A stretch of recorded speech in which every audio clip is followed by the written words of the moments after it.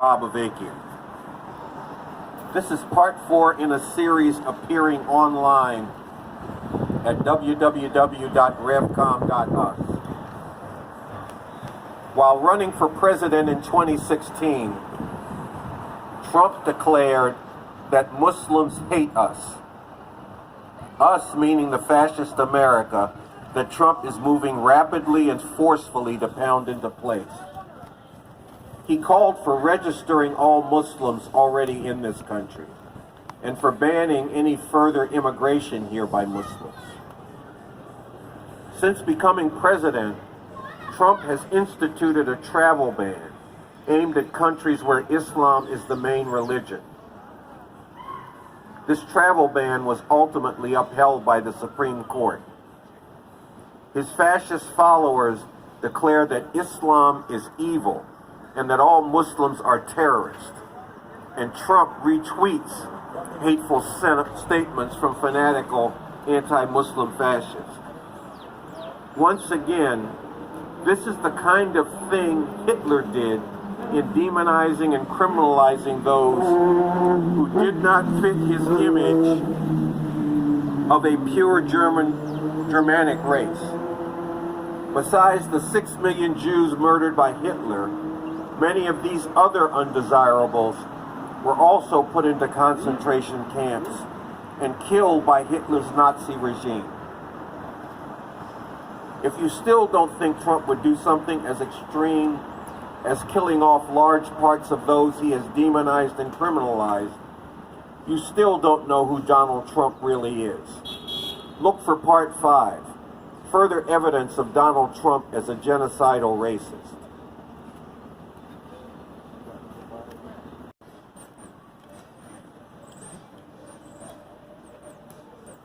And comparing it again to what happened in Nazi Germany.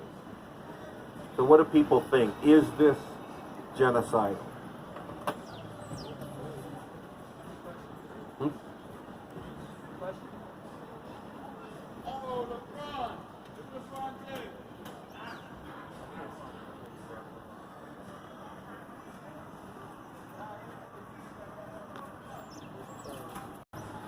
In 2017, when Nazis and other white supremacists marched in Charlottesville, Virginia, yelling racist and anti-Jewish slogans, and then an anti-racist protester was murdered by one of the white supremacists, Trump called these racist thugs very fine people. This is only one of the many times Trump has encouraged and supported racist violence by white supremacist thugs. And this shows what he wants to have happen in society as a whole. If this is not genocidal racism, what is? So that's part 5. That's true, but it's way beyond that. Somewhere between 15 and 20 people protesting police or racist vigilantes murdering black people have been killed in those protests. Not just talking about Heather Heyer, the woman who was murdered in Charlottesville in 2017. There were the 2 young men who were killed just recently in Kenosha, Wisconsin. But this has been happening. Police have killed people in these protests. Trump's Second Amendment people, these militias, have shot and beat people to death in these protests. And people have been run over by cars in these protests, which is something else that these fascists have been promoting. And there are even states in this country where if protesters are in a road, it is legal for drivers to run them over. 2 states passed this law a little short of 4 years ago, as Trump was coming into office. So this is not happenstance. This is not just accidents. These are things that are being encouraged from the very top of society. And again, we have to look at what will happen if this regime gets, by hook or by crook, to stay in power. And you can look around the world at regimes like this. Like in India, they had an election. Right-wing, frankly fascist forces won that election. This is about 5 years ago. They did some things, but they didn't do the full 9. Then they got re-elected. Right after they were re-elected, they passed a law right away that took away the citizenship of millions of Muslims in India. Because quiet as it's kept, India actually has a large Muslim minority. In fact, there are only a couple of countries in the world that have more Muslims than India. And that's a problem for the fascists that run the government in India, because they want India to be a Hindu country. So they just de-citizenized millions of Muslims because they now felt like they had the room and the freedom to do that. The same thing happened in Turkey, where Trump's buddy Erdogan, I think that's his name, he got elected the first time. He did some right-wing things, but he didn't go to full 9, then got re-elected. He got re-elected, and he started putting journalists, he started putting opposition politicians in jail. He started banning protests. This is the thing to look at. And just as I was leaving the house to come here, I heard that last night Trump said he was going to ban protests on election night because he's expecting some people to be protesting. Probably because he's trying to steal the election, which he is. I mean, and the thing about it is, most people, when they're trying to do foul shit like that, they're sneaking around, trying to do it on the QT so nobody know about it. Trump actually stands up in public and does it. When they were impeaching him for trying to get the government of Ukraine to help him take down Joe Biden, which is illegal, by the way. There are laws in this country about getting foreign assistance in a United States election. It's straight up and down illegal. And he did try to do that on the side. Then he stood out on the White House lawn and said, by the way, China, if you want to help me out, how about if you dig up some dirt on Joe Biden? And look, I don't like Joe Biden. He is a capitalist, imperialist politician. He represents the system that has been dogging people here in this country and around the world forever. However, he is not Donald Trump. He is not a fascist. He's not part of hammering the final fascist nails into place into the coffin of democratic rights in this country.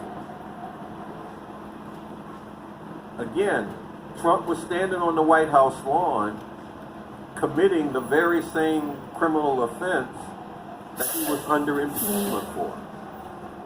Then you look at this election, and he's up there saying, if they let people vote by mail, this will be the most rigged election in the history of this country.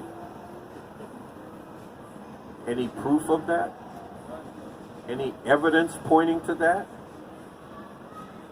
The one thing that there is some basis for is that if they allowed people to not have to go stand in line in the middle of a pandemic where people are getting infected with the coronavirus and 1,000 people in this country are dying every day, this means that some people who are likely not to vote for Donald Trump won't have to worry about, well, if I go out and vote, I might catch the disease. They can vote safely. That's the only thing where there's tangible evidence. He is actually saying, I want it to be hard for people who might vote against me to be able to vote. That's why his post office man, the guy that he put in charge of it, who seems to be a criminal himself,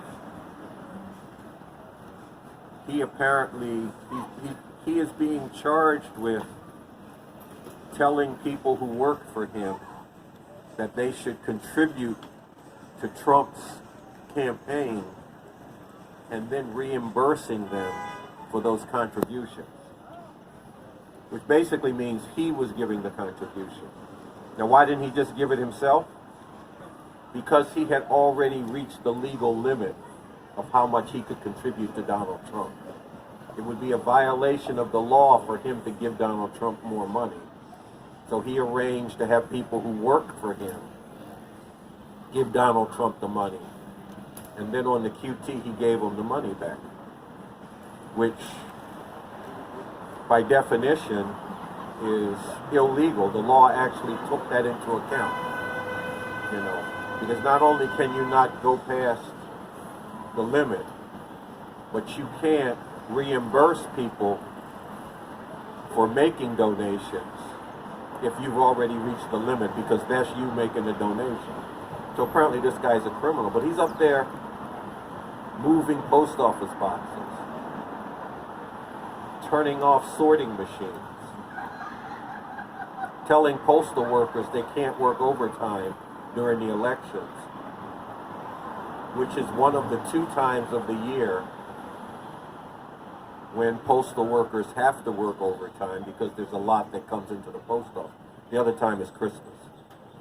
And if you know anybody that works in the post office, that's the 2 times they get overtime. So we have this dude who is literally trying to steal the election, telling you if you protest him trying to steal the election, he's going to unleash law enforcement on you, recruiting poll watchers who are former law enforcement or military people. And poll watchers is an old American institution, and their role has been historically keep black people from voting, keep Latinos from voting, and again by hook or by crook. Their role has not been to enforce the laws around voting. Their role has been, if you come up here and you look like you might be Latino, you got to show us your papers. If you come up here and you're black, you better watch out, because we'll tell who you work for that you came down here to try to vote. In other words, this is voter suppression on steroids. And it's right out in the open. And on one level, this is an unrelated thing, but last night I was flipping through the internet and I saw a video of police in Georgia beating down a black guy and arresting him while his daughter was there screaming, "Leave him alone, leave him alone." What did he do? Turned out what he did was he was riding in a Lyft car. The police stopped the Lyft car, asked the Lyft driver for his identification, and then they asked the passenger, this guy, for his identification. He didn't have it. Now you're probably saying, well, what did he do to deserve being arrested? What happened? What did he do? I just told you what he did. He did not have his identification. And I'm an old dude, so that means something to me. That means somebody thinks we should be in South Africa before they got rid of apartheid. Because that's the way it was there. You had to show your ID to the authorities to show that you belonged where you were. There actually is no written law in this country, anywhere in this country, that says you have to have your ID. Nor do you have to present it to somebody. You don't. this they ain't passed no pass laws yet. But these cops felt like, we arrest you because you don't have your identification on you. And that's not directly related to this, but there is an atmosphere being created where there is someone who is cheering on law enforcement, telling them, don't be so nice to the people that you arrest. Which I've watched cops arrest people. I've watched them not bother to arrest people and kill them too, for nothing. So when you say to these cops, don't be so nice, you are actually calling for them to be more brutal. You are unleashing more brutality, more terror, and more murder, and then cheering them on when they carry it out. So in that sense, it is actually related. This is part of that slow genocide being sped up that I talked about. So I mean, really, what do people think about this? Because I didn't come here to hear myself talk about it. Although sometimes it may seem like I'm not listening to myself talk, because I do it. But I really wanted to engage in some conversation with people. I really wanted to hear what you all think about this. And I'll just say one more thing, and then we'll figure out where we go. And that is, this is one reason why we have to drive this regime out. We got to get it out of there. Because if they get past November and remain in power by hook or by crook, Trump has already shown you that he takes that to be open field.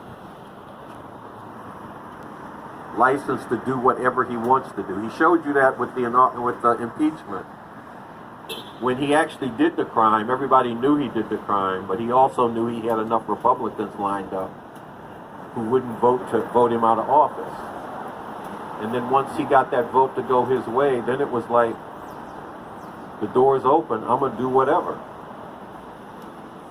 Him getting through this election will be that door opening much, much more widely. And when we say drive this regime out, we mean using all appropriate nonviolent means to do that. This includes voting against Trump, and really that means voting for Biden. And I say that as somebody who has never voted in any of their presidential elections, because I saw the candidates as all representing the same capitalist imperialist system.